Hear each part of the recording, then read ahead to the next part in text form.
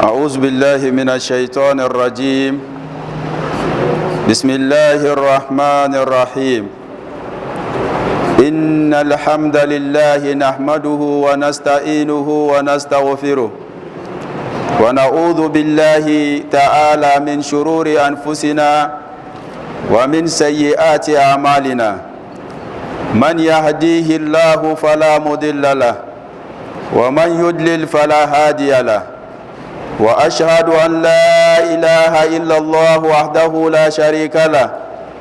جل عن الشبيه والمثيل والند والنذير، وأشهد أن محمدا عبده ورسوله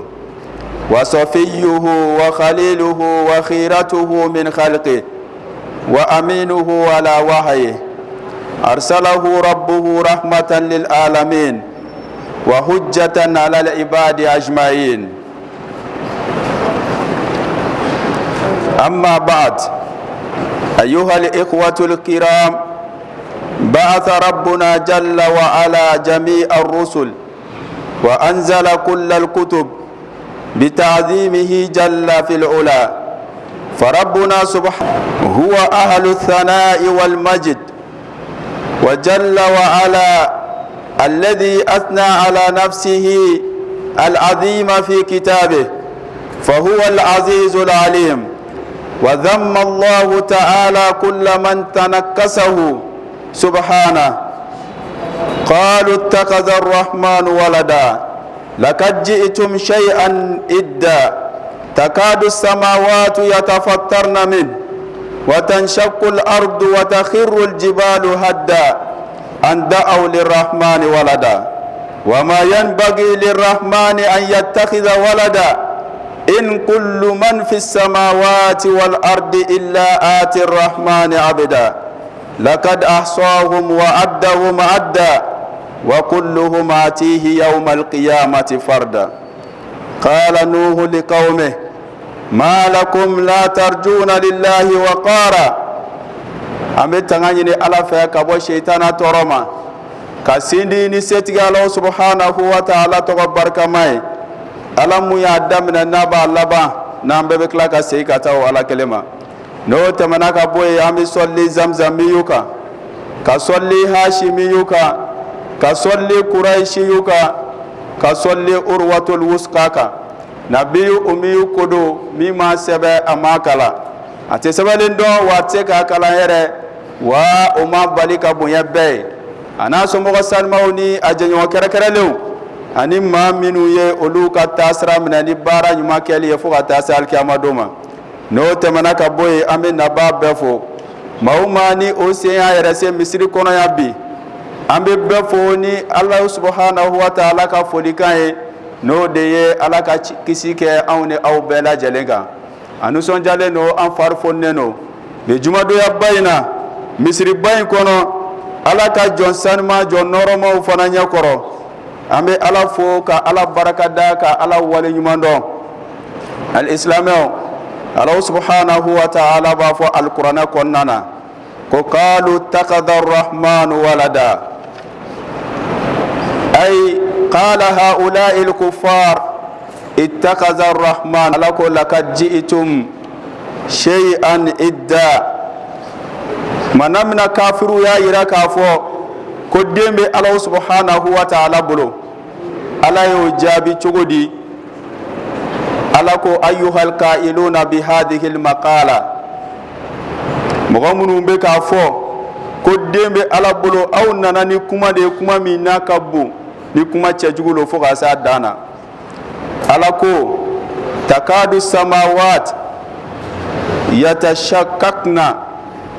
kaba kolo yerebe kay ba fo ka faranfaran dimi bolo dugukolo be kay ba fo ka cici dimi bolo kulu yere be kay ba fo ko ka yereke dimi bolo manamina ni kafiru ye flanga fo ya kuma fo ko dembe Allah subhanahu wa ta'ala bolo kuma cejugulo kuma cejugu dande do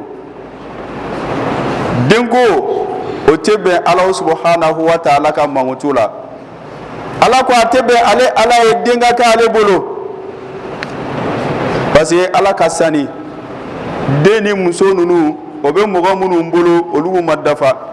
Ala subhanahu wa ta'ala dun dafalen no Ala mako tɛ dɛmɛbagara o de kama Ala ko den tɛ ale Ala subhanahu wa ta'ala bolo o la sa al-islamɛw ni waati laban in kɔnɔ an bɛɛ lajɛlen b'a kalama k'a fɔ Mali silamɛ bɛɛ lajɛlen dusukun kamikaminen don bɛɛ ni tɔɔrɔ la an tɔɔrɔla fo ka taa se a dan na ka da mun kan jamakulu dɔw de wulila jamakulu minnu nabi ɲuman yɛrɛ t'o bolo yɛrɛ n'i ko k'e ye taabolo ye k'e ye religion ye religion n'i y'a ta k'a lajɛ i bɛ taa sɔrɔ ciden dɔ de cir'o ma nabi ɲuman de bɛ religion kelen kelen bɛɛ bolo ni mɔgɔ min k'a ye chrétien ye a b'a ka ciden tɔgɔ f'i ye ni min ko a ye yahudiya ye a b'a ka ciden tɔgɔ f'i ye ni mɔgɔ min yɛrɛ ko k'a bɛ Muhamɛd diinɛ na a b'a f'i ɲɛna k'ale ka ciden tɔgɔ ye alakira Muhamɛd ye sallallahu alayhi wa sallam mais jamakulu in wulila ciden t'o bolo hakilina foyi tɛ jamakulu ninnu na ka Ala nɛni ka kira nɛni ka kuranɛ nɛni ka mɛlɛkɛw fana nɛni o de y'o ka hakilina ye baara wɛrɛ foyi t'o la n'o tɛ mana min na Mali silamɛw y'a ye nin baara in bɛ ka kɛ silamɛw yɛrɛ fana o ma sigi o wulila ka jɔ jɔcogo bɛɛ la ka fara ɲɔgɔn kan ka alliance dɔ kɛ Mali silamɛ bɛɛ b'a la Mali silamɛ denmisɛn bɛɛ b'a la taabolo ko t'a la bɛɛ de farala ɲɔgɔn kan k'an ka jɛ an ka fara ɲɔgɔn kan an ka taabolo ko bila an ka kan kelen fɔ n'o tɛ wara ninnu bɛ na an kelen kelen bɛɛ lajɛlen dun o farala ɲɔgɔn kan ka taa misiriba la Bamako o kɛlen ka ɲɔgɔn sɔrɔ yen o ko an ka taa an ka dimi yira k'a yira Mali gouvernement na k'a yira ni taabolo cɛjugu in na baara min bɛ ka kɛ an ma jɛn n'a ye a ka dan nin ma a kana se fila silamɛya ka dɔgɔya anw ka jamana kɔnɔ an tɛ jɛn n'a ye mɛlɛkɛw ka nɛni an ka jamana kɔnɔ an tɛ jɛn n'a ye kuranɛ ka dɔgɔya an ka jamana kɔnɔ an tɛ jɛn n'a ye Ala ka nɛni an tɛ jɛn n'a ye kira ka nɛni an tɛ jɛn n'a ye an b'a kɔn cogo bɛɛ lajɛlen na an t'a fɛ a fila wɛrɛ ka kɛ tuguni an b'a fɛ min kɛra a ka dan o ma o kɔfɛ k'a ɲini teleso bɛɛ fɛ maa o maa ni teleso b'i bolo teleso o teleso k'a ɲini a bɛɛ fɛ o si kana jɛn n'a ye Ala nɛnibaga kira nɛnibaga ka taga sigi i ka plateau kan ka Ala nɛni ka kira nɛni n'i jɛnna n'a ye silamɛw pɛrɛlen don pɛrɛ cogo min na fɛn min mana mɔgɔ ninnu sɔrɔ a kɔlɔlɔ dɔ bɛ e yɛrɛ sɔrɔ maa si kana jɛn n'a ye o ka taa émission sigi i ka teleso la k'a fɔ o bɛ Ala nɛni k'o bɛ kira nɛni k'o bɛ mɛlɛkɛw nɛni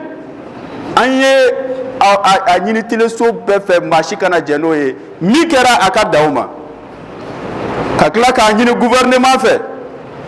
o ka jɔ o jɔyɔrɔ la o k'o place ta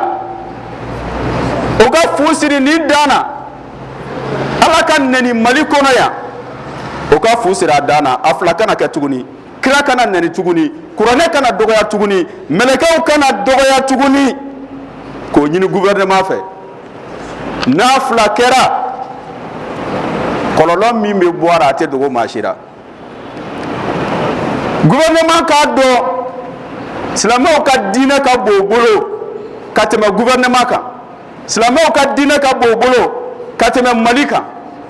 silamɛw ka diinɛ ka bon o bolo ka tɛmɛ diɲɛ fɛn bɛɛ lajɛlen kan diinɛ de bɛ ɲɛfɛ faama o faama ni e ko e tɛ silamɛw dɛmɛ u ka diinɛ baara kɛli la an ma dara o faama ka fanga bɛ sabati Mali kɔnɔ yan dɛ Maliyɛnw silamɛw tɛ kɛ maa si fɛ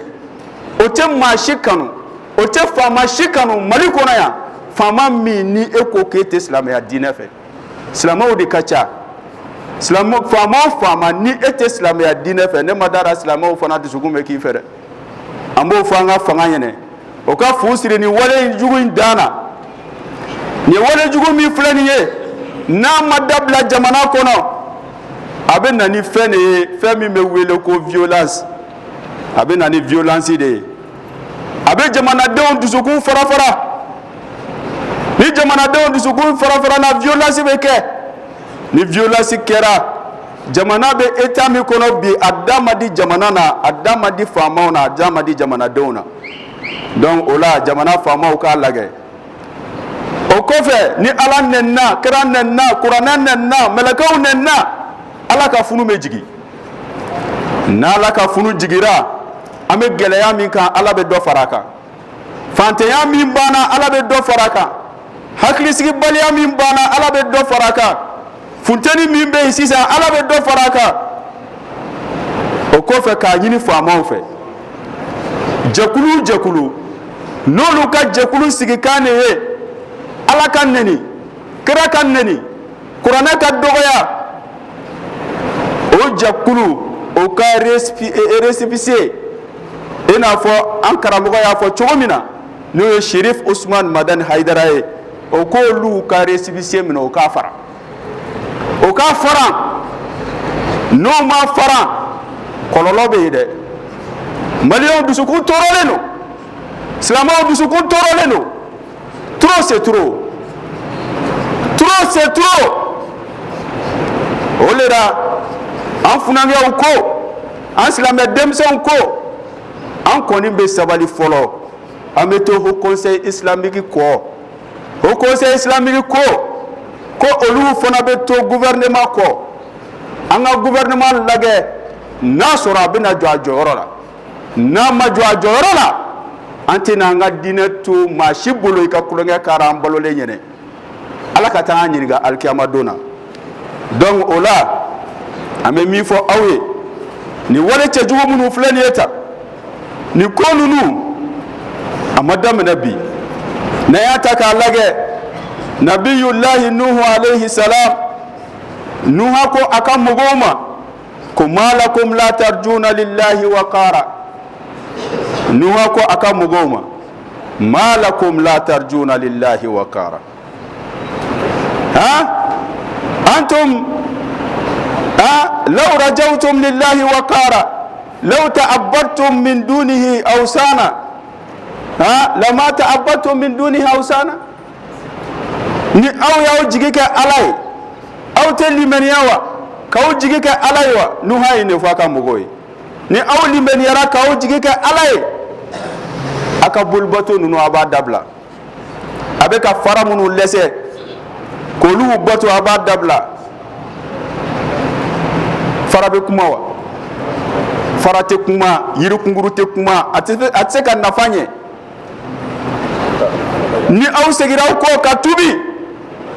nuha ko a ka mɔgɔw ma n'aw seginna aw kɔ ka tubi aw tɛ ala nɛnɛ a tɛ kira nɛnɛ a tɛ kuranɛ dɔgɔya o de la ayyuhal muslimun inna fariqan minan nasi al-yawm بدأت تعتدي بأيديهم الكتابة وألسنتهم بالكلام على ربنا جل وعلا وعلى عظمته فيتكلم عن الله تعالى كأنه يتكلم عن بشر لا يتأدب مع الله في الكلمة فجعلوا يحاولون أن يسكتوا عظمة الله من قلوب الناس وأصبحوا يتكلمون عن الله سبحانه وتعالى عن تغريداتهم بدأ الشباب والفتيات يقرؤون هذه الكتابات في صفحات تويتر وغيرها من الصفحات فيسكت هيبة الدين من قلوبهم لأنهم في كل يوم يقرؤون استهزاء أصبح استهزاء بالدين أمرا ممزوجا عند الجميع إذا أهين ربنا جل وعلا وسكت من كان يستطيع أن يأخذ على أيدي هؤلاء السفهاء فإنه مؤذن أن يغضب ربنا عليه. يا أيها المسلمون بين ربنا جل وعلا في كتابه العزيز أن الاستهزاء بالدين من أخلاق الكافرين ليس من أخلاق المؤمنين. قال تعالى وإذا قيل لهم آمنوا كما آمن الناس قالوا أنؤمن كما آمن السفهاء ألا إنهم هم السفهاء ولكن لا يعلمون. ولسا الإسلامي نياتك اللغبي نوها يافو أكام مغوي أكون منا أو تبول باتو نون دبلاوا أتي جو باتو نون دبلا يري كنغرو نون فهم نون تسيكا كماير faral leseli a tese ka makonya tese ka foynye galon glalen ka bla ate nunun toy ka aw jigi ka ala yewa ni aw yaw jigi ka ala ye aw be qur'ana neni abe ala neni abe kira neni donc nunu ne be rejo soso sa fa bi ka rejo soso fa mbela jele mene ala ben nani kira ben nani akunte dowre ka se ka ala ko sama ka bo islam demson dusukuna ka bela jele ka jenga ka kafiri kele o be ka dabo ole kama kuma cejugu sugu bela jele me fo Allah subhanahu wa ta'ala ka kuma cejugu bela jele fo qur'ana ma ni bara de bo bolo o ba sebe o ka paju sanfɛ o ba kuma kan fo ka blabla o ka paju kan Islamɛ denmisɛnw fana bɛ connecté k'a lagɛ o le la an y'a ɲini Islamɛ denmisɛn bɛɛ lajɛlen fɛ maa o maa n'a sɔrɔ e abonné no o ka page la e ka jigin ka bɔ o ka page kan jigin ka bɔ o ka page kan n'a sɔrɔ e Islamɛ k'e dan no Ala la dɛ maa o maa e abonné no o ka page la jigin ka bɔ yen wallahi ninnu bɛ fɛnw sɛbɛn ka bila o be émission kɛ ay émission nunu laɲini tɛ foyi ye ala ko be se ka saba ka bɔ silamɛw dusukun na cogo min na an fɛnɛ ka denmisɛnw o b'olu le kalan pajiw sanfɛ ala ko be sama ka bɔ dusukun na don o don n'i ye paji dayɛlɛ i bɛ taa sɔrɔ ala bɛ nɛnina kira bɛ nɛnina kuranɛ bɛ dɔgɔyara ni ala nenna kira nenna kuranɛ dɔgɔyara mɛlɛkɛw nenna faamaw fana bɛ sigi o tɛ foyi fɔ anw yɛrɛ fana bɛ sigi k'o lajɛ an yɛrɛ tɛ foyi fɔ o tuma an ka diinɛ bɛ min an ka diinɛ bɛ min silamɛw an ka diinɛ bɛ min an bɛna taa jɔ ala ɲɛkɔrɔ ka mun fɔ anw bɛna taa jɔ ala ɲɛkɔrɔ ka mun de fɔ ala nenna anw ɲɛnɛ kira nenna ɲɛnɛ kuranɛ dɔgɔyara an ma foyi kɛ an bɛna taa jɔ ala ɲɛkɔrɔ ka mun fɔ kafiri ye kafiri ye kafiri dɛmɛbaga fana ye kafiri de ala y'o de fɔ wa iza qila lahum aminu kama amana an-nas qalu anu'minu kama amana as-sufaha ala innahum humus sufaha walakin la ya'lamun ni ciden y'a fo ɲɛnɛ ay seli aminu bi sola ay heji ay jagadi ay jɛnɛya dabila ay gulɔmin dabila o b'a fɔ cogo di anu'minu kama amana sufaha olu bolo ko silamɛw ye nalomanw de kafiri ma dan sɔrɔ jɛnɛya la o kafiri ma dan sɔrɔ gulɔ la kafiri ma dan sɔrɔ namara la ribadun kafiri ma dan sɔrɔ la mɔgɔ min b'a fɔ kafiri ɲɛna ko ribadun dabila jɛnɛya dabila gulɔmin dabila a fɛ e ye naloman de ale bolo e bɛ ala ko min yɛrɛ la siga kɛ n'o la yɛrɛ ale bolo alijinɛ ko in yɛrɛ tɛ tiɲɛ ye janima ko in tɛ tiɲɛ ye kaburu ko in tɛ tiɲɛ ye o ye nin bɛɛ fɔ non o de la o b'a fɔ aw nalon no cogo min na aw hakili la aw nalon no ten dɛ a k'a jate minɛ a b'o bɛɛ ko de n'a fɔ silamɛw kunkolo ma dayɛlɛ o bolo mɔgɔ nalolen tɛ ka tɛmɛ silamɛw kan i y'a ye donc o de kosɔn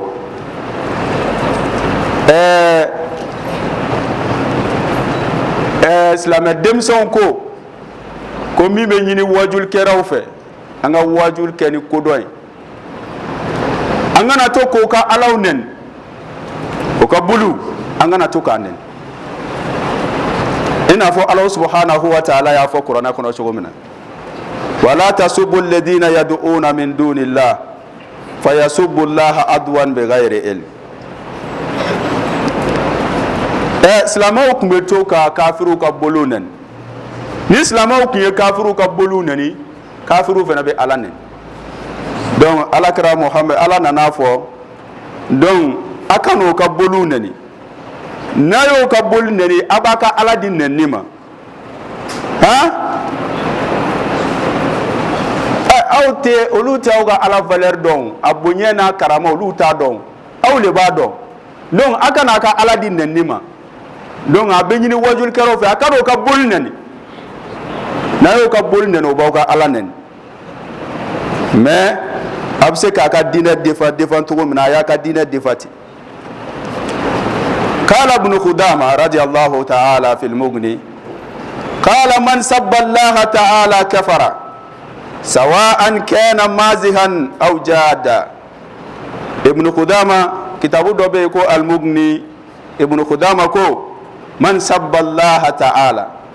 نما وما علنني كافر يرى إيا دبو كلونغ كما هو إيا دبو علنني يرى كما كافر يرى.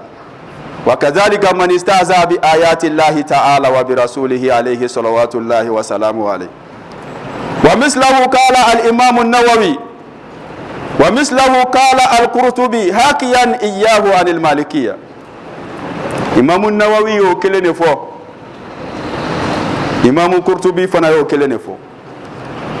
أما الذي يدفع هؤلاء إلى الاستهزاء بالدين والاستهزاء بالقرآن وبرب العالمين أسماؤهم معروفة وبيوتهم معروفة نشأوا في بيئة إسلامية وأسماؤهم إسلامية وربوا في بيوت الإسلامية. ما هو منو بكانيكه منو بألاننا وبكراننا وبكراننا إسلامه بودو وبوكا سودو unam bebe kanyina maya kanyonka obitasi gobe alana no bekrana no bekurana do ya fuite boara islamo ko akada nima na flakera islamo fona mi obe no yeraira mi meke obeke fuite oblani nare al quruhu wal hiqd wal hasad ala din ka c'est-à-dire islamo yere de juguya bo dusukuna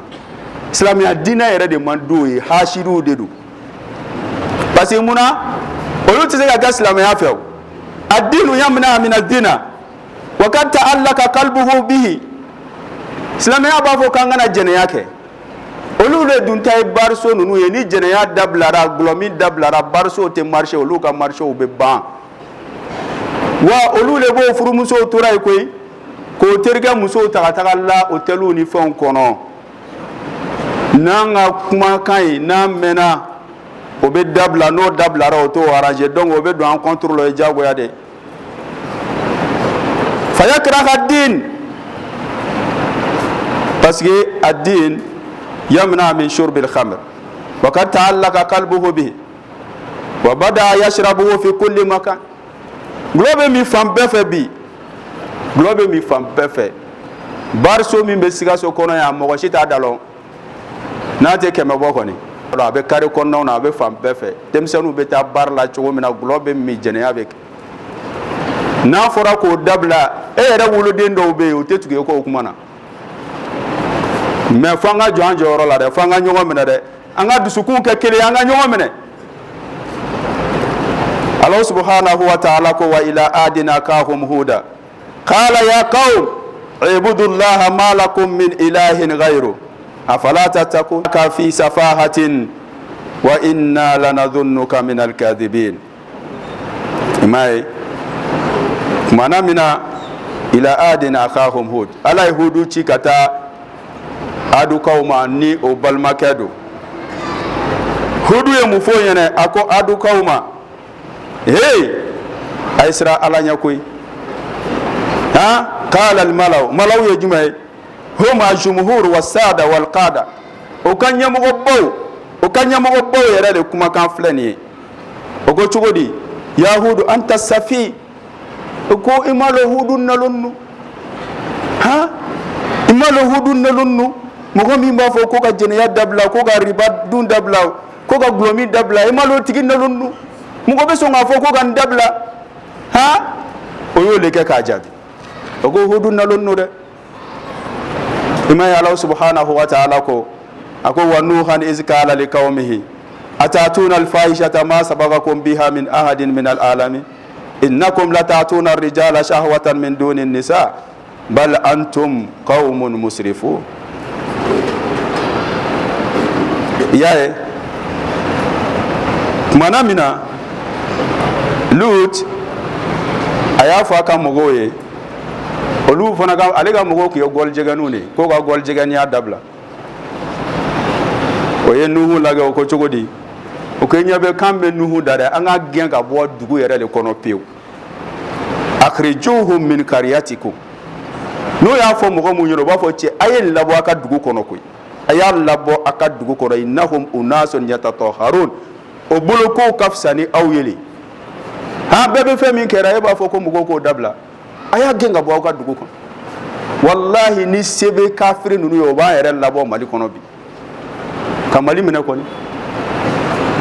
akil na mena na ka bo yoro munu na aya fo e kamba yoro do maslamo ko ka fo e o ka jija ka danima aya genga bo dugu kono amaga na folo shunya fo ako aka gol jegani adabla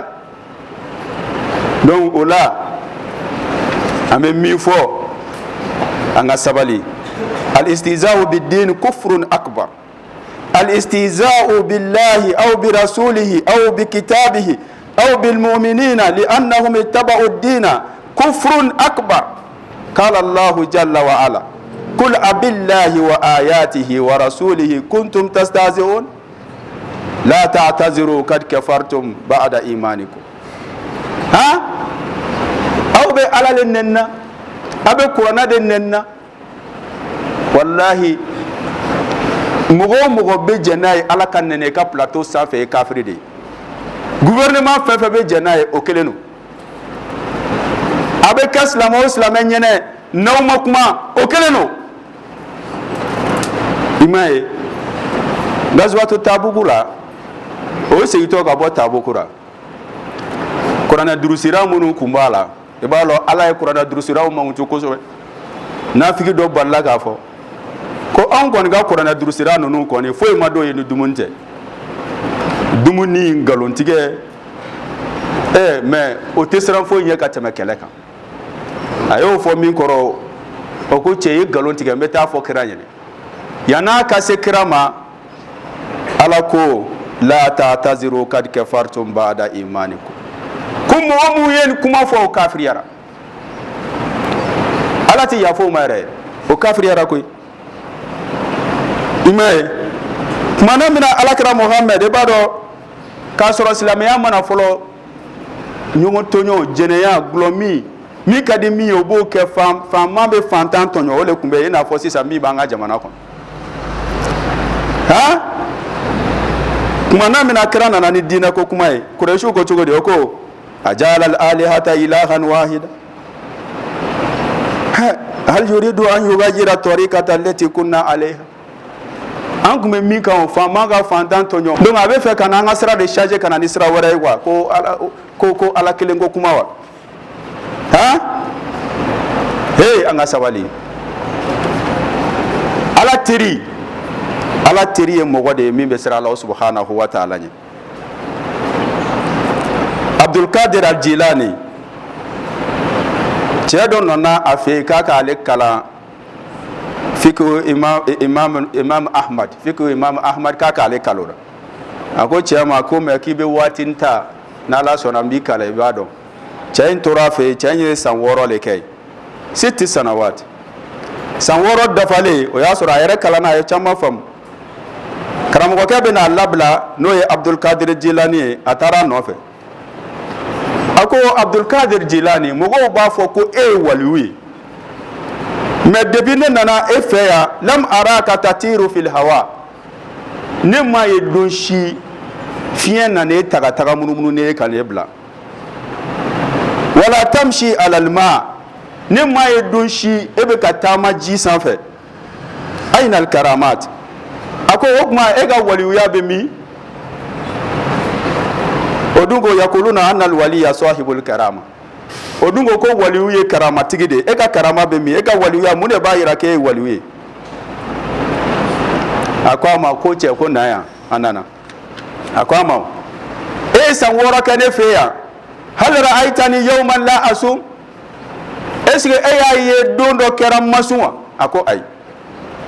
sunkalo dora ka taa ba e y'a ye don dɔ kɛra n ma sun a ko k'o ma kɛ e bɛ ne fɛ yan san 6 est ce que e delila k'a ye seli waati dɔ sera ko n m'o seli wa a k'o fana ma kɛ e delila k'a ye jagabɔ waati sera ko n ma jagabɔ wa a k'o fana ma kɛ kala ya waladi innal karamata hiya al istiqam a ko waliyuya dɛ o le ye silamɛya ye waliyuya o le ye alako ye waliyuya o le ye k'i yɛrɛ tile silamɛya diinɛ na o de ye waliyuya ye donc o la maa o maa ni e kɔni ye kuranɛ dɔgɔya tuguni ka kira dɔgɔya ka mɛlɛkɛw dɔgɔya ka ala dɔgɔya ni gouvernement sigira k'a lagɛ mali silamɛ denmisɛnw ko k'a fɔ bɛɛ ye an pɛrɛlen don ni haut conseil islamique ma jɔ a jɔyɔrɔ la ni gouvernement ma jɔ a jɔyɔrɔ la a bɛ laban fɛn min na o ye violence le ye ala k'an kisi a ma o dama di mali la o dama di maliyɛnw na an b'a ɲini ala fɛ ala k'an ka bato minɛ ala k'a labanw ɲɛ alijinɛ ala k'a d'a ma jahanɛmɛ ala k'an kisi a ma san hɛrɛ ala k'a d'a ma san masuba ala k'an kisi a ma kɔrɔta kɔ majigi ala k'an kisi a ma se kɔ dɛsɛ ala k'an kisi a ma sutura kɔfɛ lebu ala k'an kisi a ma ala ka hinɛ an ka taabagaw la ala ka yafa ko ye o y'an kɔ kiri min na ala k'a nɔgɔya an bɛɛ bɛna taa jɛ mun ma ala k'an bɛɛ taa nɔgɔya rabbana atina fid dunya hasanatan wa fil akhirati hasanatan wa qina adhaban nar rabbana la tuzigh qulubana ba'da idh hadaytana wa hab lana min ladunka rahmatan innaka antal wahhab salli subhana rabbika rabbil izzati amma yasifun wa salamun alal mursalin walhamdulillahi rabbil alamin.